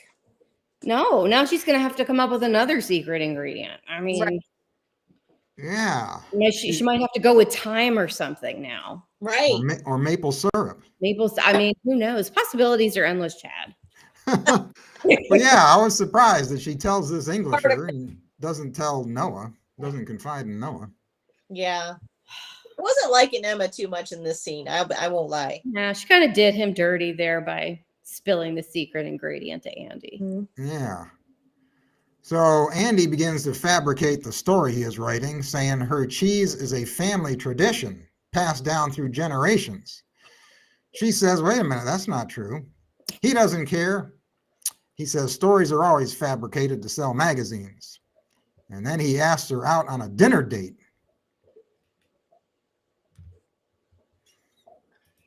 And thus we begin to see the hint of moral decline. Mm-hmm. Yeah, next day, Emma gets a phone call from Abby, her sister. Abby says, I stole your man. Jacob and I are together now. You knew she had designs on him the whole time. Yeah, she was smiling at him in the beginning of the movie. I noticed. Yeah, he was. Yeah. Yeah. She had her sights on him. Yeah. Emma's like, whatever. I have a rich Englisher after me. And he likes my cheese. Yeah. Yeah. Likes her cheese. You got that right. So what's this? Jacob switched up sisters. What's up with that? Keep it in the family. Yeah. And it was wow. Yeah, I wasn't expecting to see that. Or maybe the dad had that planned out the whole time, and as soon as Emma left, he like put the other two together. I mean, maybe that was the plan all along. No, he's got to marry somebody off, right? Oh, yeah. Can't be having these ladies turn into spinsters now. That's right. He's got to marry the next daughter off. That's right. Yeah. I mean, it's just hard times. So Emma tells Kelly she feels relieved. She's followed the rules her entire life, and now she feels like she can be free. And speaking of being free, she tells Kelly she has a date with Andy. Kelly says, what? You have a date? Let's get out of here. We need to get ready. Yeah. So Kelly does an English makeover with makeup and a short dress. Now, I thought this was a playful montage of her trying on all these dresses, and covering her top and bottom up. Yeah, she didn't show people her, her modesty is like, she's been born that way, pretty much. So yeah.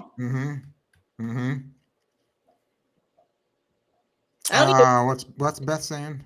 You know what I mean? Like, no one knows he has to let her go so she can come back. Oh, okay. Yeah, that's a good point. Yeah. Gonna let the little butterfly fly free and then until she flies back. Little butterfly.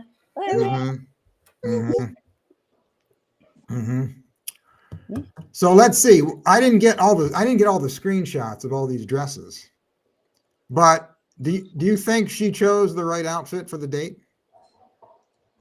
I mean, the dresses that she tried on were a little revealing. So, I mean, I think that was revealing, but in a conservative way. I didn't think it was too risque or too, or whatever you want to call it. I thought it was pretty reserved. Little short for her, I think, but yeah. Still a huge leap into fashion. Hey, Jackie. Hey, Jackie's here. Jackie. Loved Emma's facial expressions in this scene. Yeah, this little montage scene. Yeah, that was good. That's cute. I enjoyed that. Oops, let me get rid of that. Oh, fun fact. What's Beth saying? Fun fact. Annalisa, the author of the book, right, had a cameo in this movie. Oh, did she? She was serving the what? The heroes. I say gyros. I don't know how to pronounce it. What is it? Heroes. It's Greek for like meat in a pita bread with a bunch of stuff in it. She was serving that that Emma and Andy ordered. Yeah. Oh, okay. I'll have to go back and watch. Okay. Yeah. Oh, thanks, Beth. I didn't realize that. Okay. Oops, now I got to get that chat off of there. Off the screen. I always forget to remove them. Okay, so we do see the big final outfit reveal when she shows up for the date. So the date is at Aunt Irene's bed and breakfast. Andy orders for both of them. All right. Now, what did you two think of that? No. No. I'd say he's just trying to manipulate, control the situation. He's manipulating and controlling her. I mean, Yeah. but though, in all fairness, she did agree to it. I mean, if you're comfortable enough with a man and you've been around them enough and they kind of know what you like to eat, Sure. that's a scenario. That's different. Right. That's First date, no, you're not ordering for me because I may not be ordering me. No, Yeah, I mean, my husband orders for me sometimes, but we've been together for 25 years. He knows what I like and what I don't like. Right. So it's not a question. But this, no, that's not, I don't like that. Yeah, I thought that was rude that he didn't even let her order what she wanted. Yeah. Now, have you ever been on a date where some guy ordered for you? No. Again, that was the 90s. I don't know. Really? I didn't date too much, so or I was married too. I just didn't date. Like, I still don't date very much. So, but I think that unless they only had one item on the menu and then he ordered for me, that's fine. But no, he's not, like, that person's not going to order for me.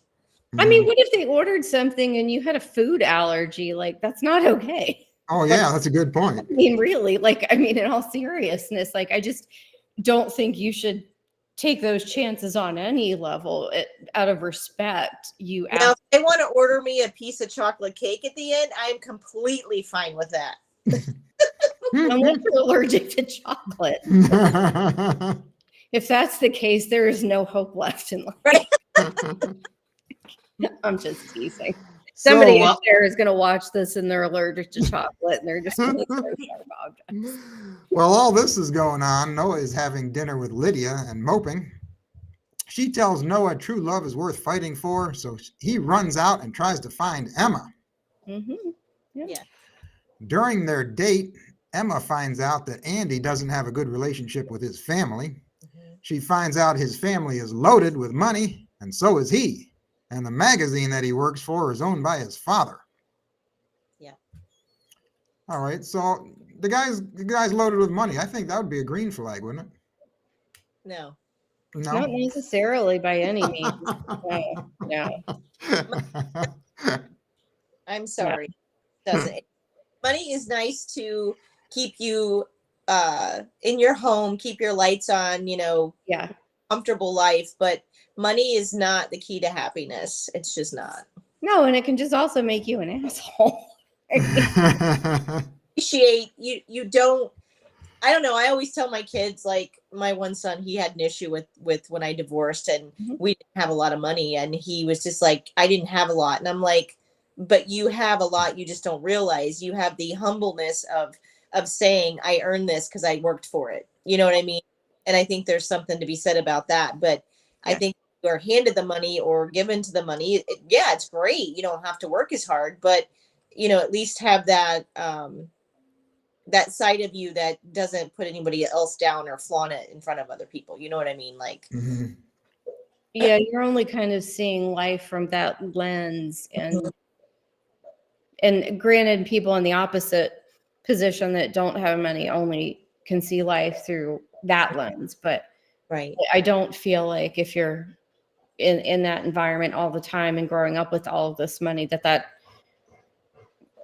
makes you like equally capable of being a good person or whatever. I mean, I feel like I've seen more people that had a lot of money that acted like monsters. So. No, it's true. They can't appreciate what they have, and they don't understand what it means to have nothing. No. When you have nothing, even like a little toy or one shirt, like you that's very special to you, and somebody else, it's just a shirt to throw away. Yeah.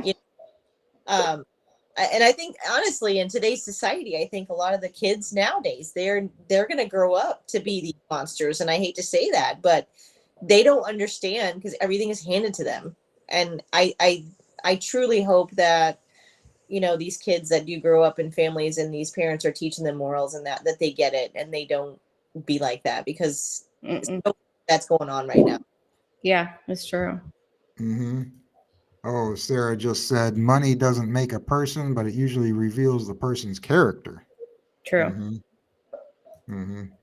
Oh, and Beth says she had a dress like Emma's wearing back in the 80s. Ah,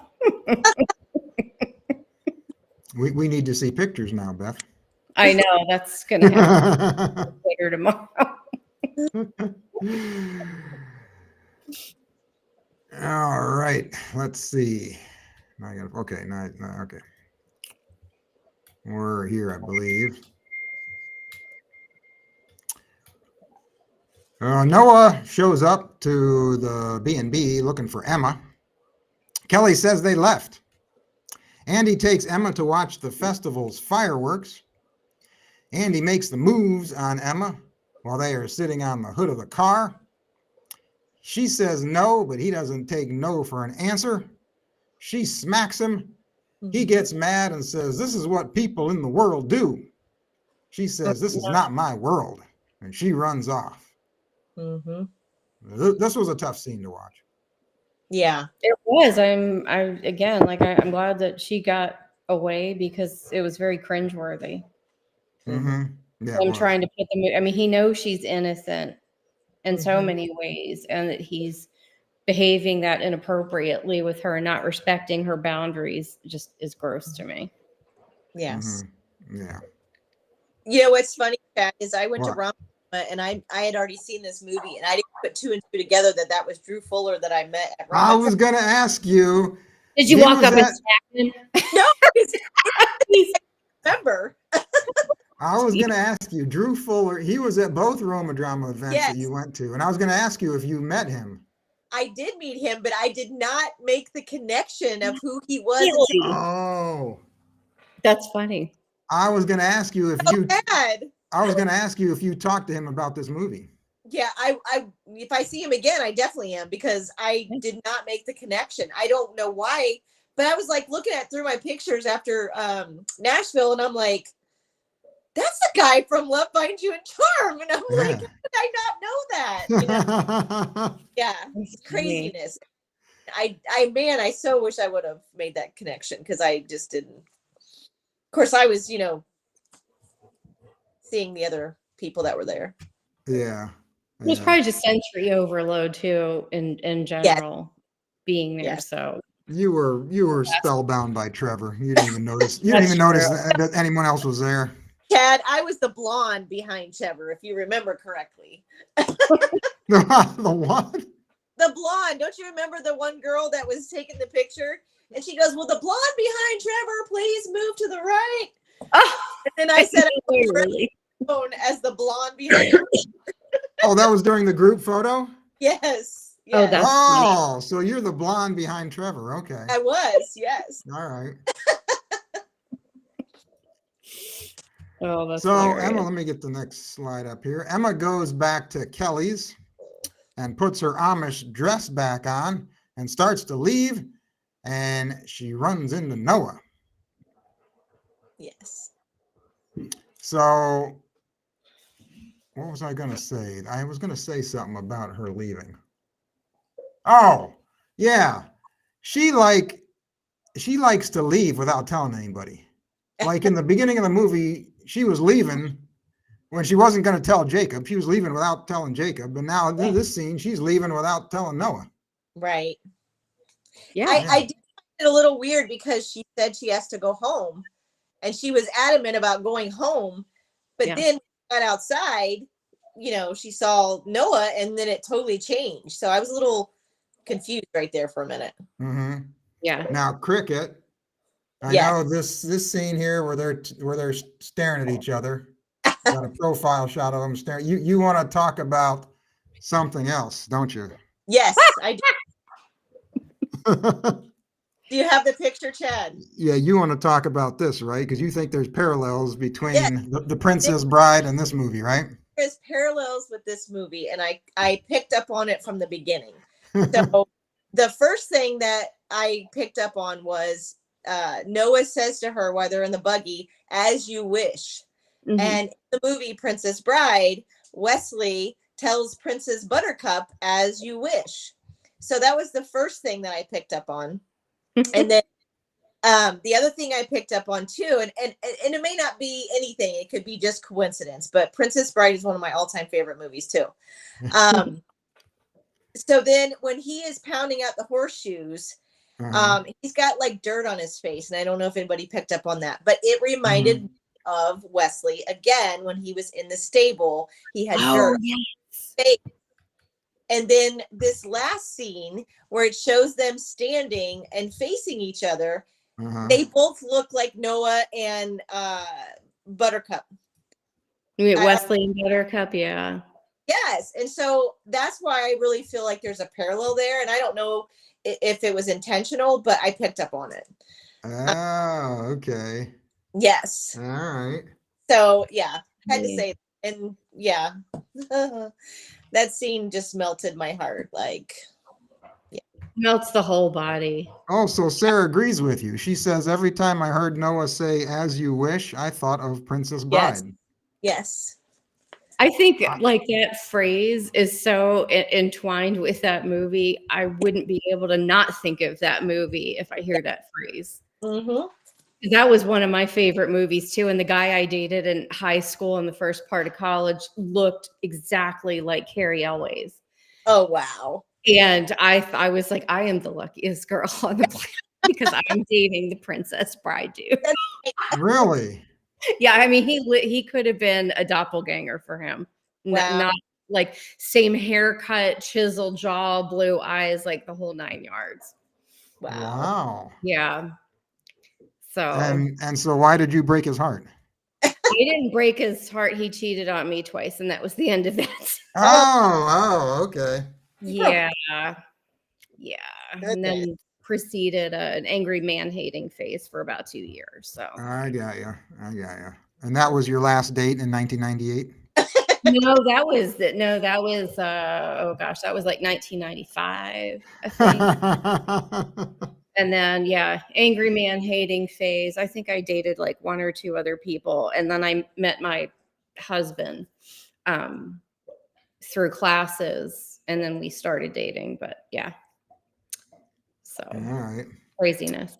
So let's see. Noah asks Emma if she found the answers she was looking for. She says yes, she found them in someone who is the first person she wants to tell things to, someone who is always interested in what she has to say, someone who is her best friend. She says, this is where I belong. She drops her luggage and they kiss as Kelly looks on. Yes. The vapors. This scene right here is the reason that this movie is my favorite movie of Trevor's. I have seen so many movies of Trevor's and they're all fantastic. Don't get me wrong. But this particular scene in this movie, he becomes Noah. His vulnerability, you can see it on his face. You can hear it in his voice. Everything about this scene right here just personifies me for his character in this movie. I just was blown away by it. Yeah. Ah, okay. So this is your favorite scene here. Yes. Yeah. And the innocence of love. I mean, a lot of people like search for this their whole lives, and some are blessed to find it and others don't, and it's just such an amazing scene. It's a great scene.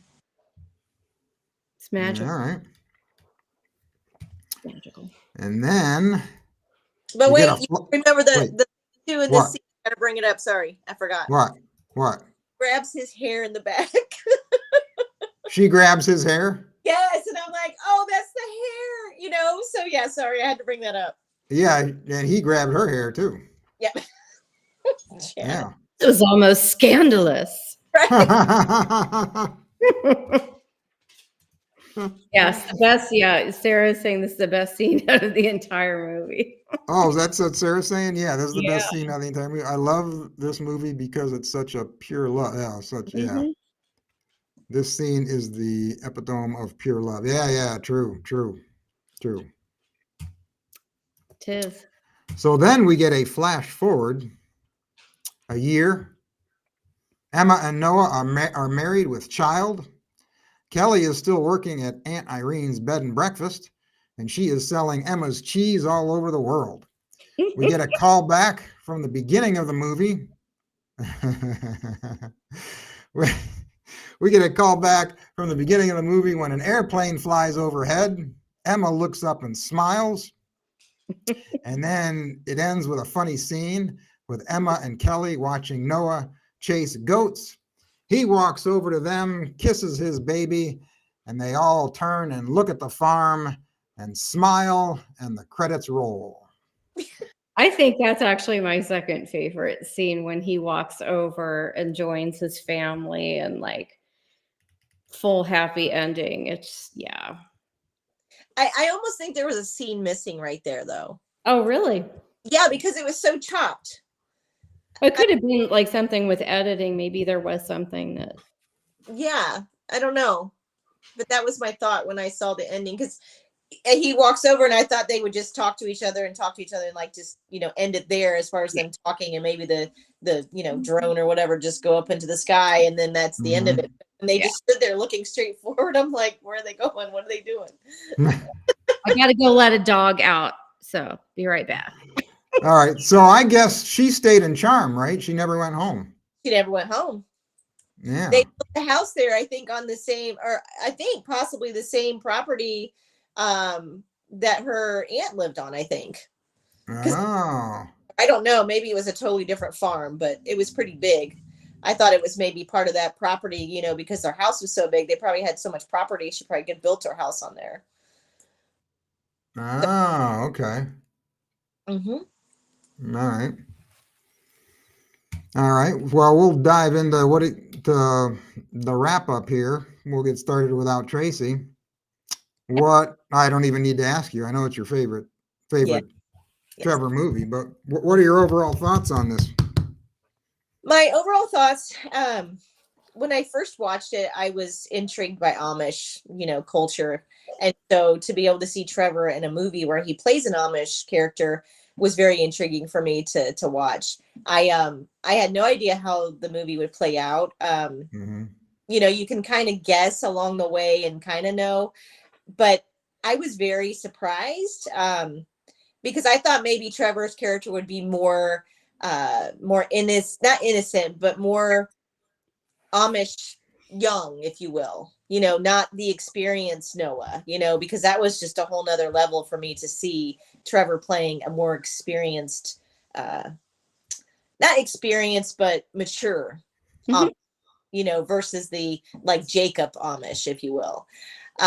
So that was very nice, I have to admit.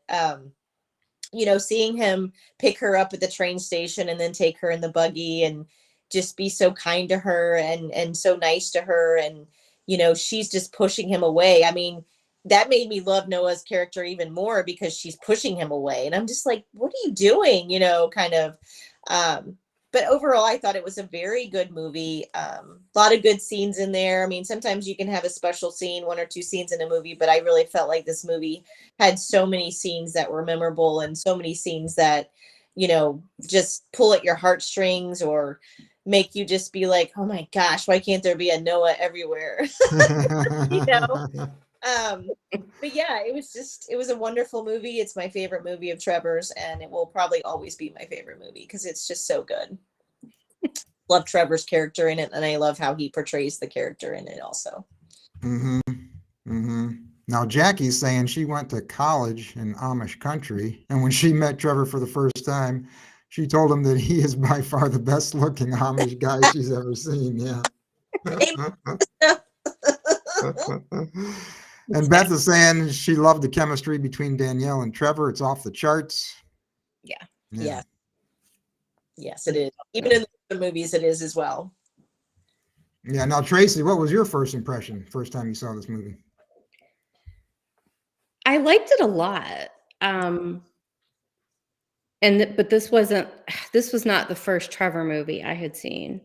I think I saw, I always get confused if I saw Marry Me at Christmas or Snow Coming first, because I saw them both around the same time period. I mean, like, I know the difference in the movies. It's not that, I just don't remember which one I saw first, but I liked him in both of those. And then like I didn't see Love Finds You and Charm until probably 2 years ago when it finally, I think it had aired on Up TV and I had a chance to record it. So, yeah, I don't know, but I did love it a lot. But I think I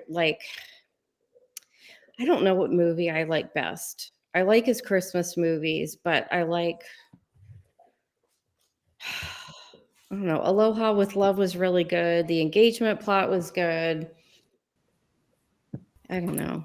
It's hard. It's hard to pick. Beth, if you talk, can we hear you, Beth?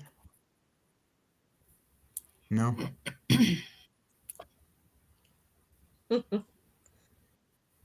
She wrote on there, too bad Noah had to grow an Amish beard after he got married. I know that beard was something. That's what Beth. Just kind of struck and I was like, they could have trimmed that up a little bit. Hey, Sarah, can you hear us? If you talk, can we hear you? I can. Can you hear me? Yeah, we can hear you now. Okay. Oh, okay. All right. All right. So from inside the house. All right. So Sarah, what was your first impression of this movie when you saw this movie? I loved it. I grew up around Amish communities, and we actually have a good friend who my sister did. So we grew up kind of learning about the Amish from someone from an Amish community that was no longer a part of it. So it was interesting to hear from his perspective. But yeah, I love the simplicity of the Amish life, like I just love simplicity. And so I do love that. And I think that they have amazing family values and like strong work ethic, which I think is really important.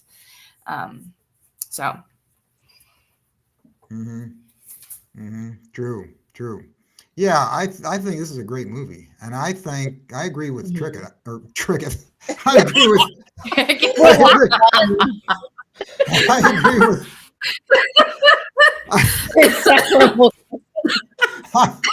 I agree with Cricket. I think this is Trevor's best movie, at least out of the ones that I've seen. I haven't seen all of them, but out of the ones I've seen. And you know what? When I finished watching this movie, I thought I had to look up to see where this movie premiered, because I thought, did this premiere in movie theaters? Because this movie was really good. And so I looked it up, and it premiered on Up TV, right, in 2015. Yeah. But I thought, man, this could have been a feature film in a theater easily. Right. I agree with you. I loved it. Yeah. Yeah. And like Beth said, I thought they had really good chemistry. And they also, after this movie, they made 2 other movies together. Yep. And one was another Amish movie called Runaway Romance. Yes. I love that one. Yes. The first scene in the kitchen. That's my favorite. Oh, yeah. That one, and then they kiss the kiss in the cave. Yeah, now I have to see these other movies. Oh, sorry, Chad. Spoiler. Yeah, okay. The cave moment is quite hot. Wait, there's a cave kiss? Yeah. Yes. And it's like all dark and illuminated with some kind of magic. Oh, it's magic. Whatever. Yeah. Oh, and then they also did a movie, Love, Lost, and Found. Yep. Is that one good too? Yeah, it's good. It's really good. I actually I think you see a little bit more depth in his character in that movie. I agree, Tracie. It's I don't know. It's he's got a beard in that one. It's nicely shaded or trimmed up in that. He rides a horse, Chad. There's your horse. Okay. But yeah, it's a very, very good movie. Very good movie. All right. Yeah. Now, when I was watching this movie, I thought they made it a nice couple. And then after watching it, I read, Tracie left us again. After watching it, I read that there's quite an age difference between these two, 13 years age difference. Oh, see, I didn't know that. I didn't realize that. Yeah, you don't get that when you watch them. You don't. Well, he played on 90210 in high school, so Chad, come on. Yeah, that's true. That's true. When they made this movie, she was 21 and he was 34. Wow. Holy crap. Yeah, big age difference. And watching the movie, I didn't pick up on that. No. Because in this movie, I thought she looked older. Yeah. I thought she looked And I thought he looked younger. Like I thought she looked like she was about 25 in this movie. Mm-hmm. And Yeah. to me, Mhm. he looked like he was in his late 20s to me. Yeah. Yeah. Well, he's So I always guess- got a youthful appearance. So. Yes. Yeah. So I guess it evened itself out. So they looked like close to the same age. Yeah. Beth, Oh, Beth is saying in that movie they look like they glued the beard on. they totally did. Rip it off. Get that off there. Oh, really? Now I have to see that movie just to see the beard. No, we're Are you talking. talking about the Amish beard? Yeah, the Amish beard. Yeah, I think the beard that he had in Love Lost and Found, that was his natural. Yeah, that looked Wait, good. what Amish beard? You mean in Runaway Romance? No, and the No, one. in this one. What's that? In this one, silly. In Love Finds You in Charm at the end. Wait, Noah doesn't have a beard. He has a little He Amish beard does? at the end. He did? Yeah. Wait, I didn't notice that. Yeah, where have you been? Wait, he had a beard at the end? Yes. Oh, you know what? I You didn't even notice. lie about such things. Did he really? Yes. You gotta go back. You know what? He was so far away from the camera that I couldn't see it. I didn't notice. Well, yeah, they didn't zoom in on it for any length of time, but yeah. Oh. Yeah. Oh, yeah, I was wondering because Beth said too bad he had to grow an Amish beard after they got married. And I'm like, what beard? What's he talking about? Oh, I didn't notice the beard at all. Okay. All right.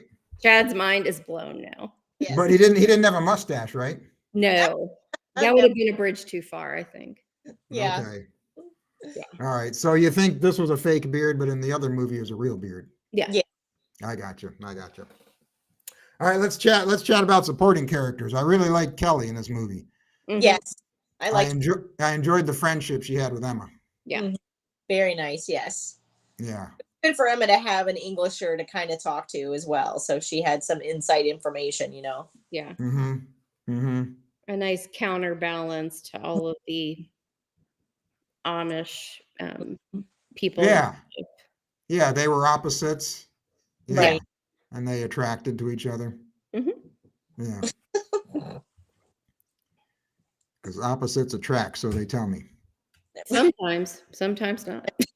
Repel each other too. Right, yeah. The other thing that stood out in this movie is the scenery. Yes. As I mentioned before, scenery is really good. The sunsets were phenomenal. Mm-hmm. Yeah. Mm-hmm. Mm-hmm. It's very cool. And the meet cute was unlike other romantic comedies or romantic dramas that you see. Like it wasn't a funny meet cute. He just picks her up at the train station. Right. But the meet cute that Kelly and Noah had, I thought that was kind of funny. Yes. With Kelly's reaction. I know, and her little eyebrow went up too, and she was like, going, "Hi." Oh yeah, and then she bit her lip. Yes. No, she's like, I wouldn't walk away from that. No. Mhm. I thought the conflict in the movie was believable. Mm-hmm. With Noah telling Emma to stay away from Andy, and that's when the conflict started, where she gets upset with him. And then of course it gets resolved when Andy gets aggressive with her. Yeah. And like I mentioned before, the thing that didn't make sense was the milkshake scene. To me anyway. Let it go, Chad. Let it go. And there's one thing that I'm left wondering after watching this movie. Uh-oh. Yeah. I'm wondering why Lydia never hooked up with Noah. I just don't think that she would have thought to do that because he was her husband's cousin. Right. Yeah, but she wasn't blood related to him. No, but I think she probably was still married in her heart, is what I'm guessing. Ah, And could be. She may not have been, and I don't know if they talked about how long her husband had been passed. So she may not have been emotionally or otherwise ready to conceive of a relationship with anybody else. Ah, okay. Good point. I mean, I do think, and I'm not speaking with any authority on this, that there would probably be an encouragement to marry somebody else in the Amish church, because she can't possibly, as a single woman, like handle all of these things, being delicate and stuff. Mm-hmm. So yeah, maybe down the road somebody would be like, oh, well, we need to marry you off and blah blah blah. Because I thought Lydia was cute. Mm-hmm. Oh yeah. And I thought that you know, she was single and ready to mingle. And she's got this big, good-looking guy helping her out on her farm. You think she would have said, "Hey, buddy, you want to churn some butter?" Yeah, that's when you find excuses to start cutting like a V-neck in your dress. I don't know how this happened. Wait a minute, Chad. Okay, I have to admit something. I just realized you're in suspenders, aren't you? What? Yeah. Yeah, I'm wearing suspenders. And you got the hat on and everything. How did I not notice this? Well, you didn't notice this? I also shaved my mustache, but not my beard. Oh! Which is the first time I've ever done that, and it was difficult to do. Cricket, where were we? I don't know. Wait, you just now noticed this outfit? That is hilarious. I don't know how I just picked up on that. We've been chatting for 2 hours. We should have picked up on this. I couldn't He get had a crazy pumpkin hat during the fall and some Santa hat. You look normal in this one, okay? I can't believe you didn't. All right. I didn't pick up on it. Sorry, I feel bad now. Sorry. We just lost our street cred. We totally lost it. Totally lost it. All right. So really, really good movie. Check it out if you haven't seen it. And there's another movie on Great American Pure Flix called Love Finds You in Valentine. Mm-hmm. And it's directed by the same guy who directed this movie. Oh. And the actors who played Jacob and Abby in this movie are also in that movie. Oh. So now I'm gonna have to watch that movie and compare them. Yeah. Yeah. But is there going to be any fiery chemistry? Because her sister seemed pretty like low key, and Jacob definitely seemed low key. Like their affections would be polite. Yeah, well, they don't star in that other movie. They're just in the movie. They're just the supporting cast. Gotcha. Fun. Oh, wait, Beth's saying fun fact. Annalisa, the author, wrote a little book about Kelly. Oh, really? She ended up finding the right guy. Oh, that's interesting, because I was wondering what happened to Kelly at the end of this movie. That makes me happy. Cool. She deserves a happy ending. She does. Yeah. So, all right, this was a long one. You think? I had to stop like 5 times and let my dogs out. So. 2 intermissions and 1 snack break. I mean, come on. And I even like plied them full of like cheese and these bones to keep them occupied for a while. But it's something. And Sarah, I'm sorry you had internet problems and were popping in and out and couldn't really join the conversation. Yes, thank you for trying to join us, Share. Thanks for trying. And thanks Beth and Tamara and Jack A for being here. Yes, thank you everybody. Thanks. Oh, it's not your fault, Sarah. No problem, Sarah. Trust me, that's the show. That's the business. Oh, Beth says Lydia was only widowed less than a year. Oh, okay. Didn't know that. She might have needed like a full year of mourning before it would even be appropriate for her. I think she just thought that Noah was like her brother. I mean, probably. Instead of brotherly love, you can't get past it, even though he was more than. I'm sorry, but that hot, no, I would not be looking at him with brotherly affection. Either. Not realistic. Just not. Well, thank you two, for doing this again and chatting about this movie. It's always a fun time, Chad. Always. Yeah. Tell people your social media handles again. Oh, I didn't remember.